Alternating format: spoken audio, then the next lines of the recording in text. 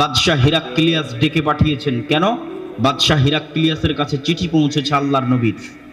তো কাফের মুশরিকদের সর্দার আবু সুফিয়ানকে জিজ্ঞেস করা হচ্ছে তার চিরশত্রু মুহাম্মদ সাল্লাল্লাহু আলাইহি ওয়াসাল্লাম সম্পর্কে, যেই মুহাম্মদ সাল্লাল্লাহু আলাইহি ওয়াসাল্লামের মদিনা নগরী সে অল্প কিছুদিন পূর্বে ঘেরাও করে রেখেছিল 10,000 সেনাবাহিনী নিয়ে 1 মাস যাবত, মদিনাকে মাটির সাথে মিশিয়ে দেওয়ার জন্য, মুহাম্মদ সাল্লাল্লাহু আলাইহি ওয়াসাল্লামকে হত্যা করার জন্য। সেই আবু সুফিয়ানকে জিজ্ঞেস করা হচ্ছে তার চিরশত্রু সম্পর্কে।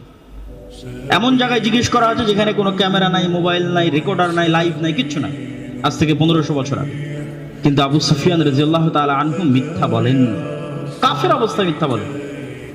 কেননা উনি ফিল করতেছিলেন যে ওনার পার্সোনালিটির লেভেল যে পরিমাণ হাই, উনি মুশরিক হতে পারেন কিন্তু ওনার ব্যক্তিত্ব, পার্সোনালিটি, শাখসিয়া এমন উঁচু পর্যায়ে যে ওখান থেকে নিচে নেমে মিথ্যা বলবেন এটা ওনার দ্বারা সম্ভব হয়। আর আজকে আপনি বাংলাদেশে এক রাজনৈতিক দলকে আর এক রাজনৈতিক দল সম্পর্কে জিজ্ঞেস করবেন, যা বলবে সব মিথ্যা। কেননা এই গণতান্ত্রিক রাজনীতিটা টিকে আছে কিসের উপর? মিথ্যার উপর। মিথ্যার চর্চা ছাড়া গণতান্ত্রিক রাজনীতি সম্ভব নয়।